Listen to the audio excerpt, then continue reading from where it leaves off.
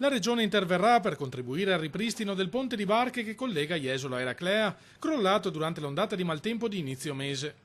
Il tema sarà affrontato dal vicepresidente veneto Gianluca Forcolini insieme ai sindaci dei due comuni durante la prevista riunione tecnica sugli imponenti danni subiti dal litorale veneziano. Sono stato anche sollecitato e chiamato appunto oggi dalla parte proprietaria. Mercoledì ci sarà un incontro con i 10 sindaci del litorale assieme alla nostra struttura regionale coordinata dall'assessore Bottacin, e quindi anche questo tema, che è un tema che riguarda un privato, perché in realtà poi stiamo parlando di un privato, verrà affrontato per capire quali dinamiche o quali linee possono essere intraprese per tutelare, agevolare, ma anche dare un aiuto al ripristino materiale proprio di quel ponte. Si tratta di un'opera di proprietà privata ma di preminente interesse per la popolazione, spiega Forcolin, perché fa parte di una viabilità alternativa che serve a decongestionare la rete principale soprattutto durante i mesi estivi.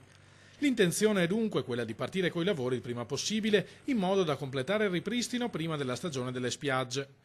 Le operazioni dovrebbero richiedere circa un paio di mesi. È un ponte funzionale, molto transito avviene attraverso appunto quel collegamento fra Eraclea appunto e Jesolo, specialmente nella stagione estiva, e quindi prendiamo atto di questa grande difficoltà e saremo mercoledì a affrontare anche questo tema, che è uno dei tanti temi che appunto oggi il litorale sta mettendo sul pezzo.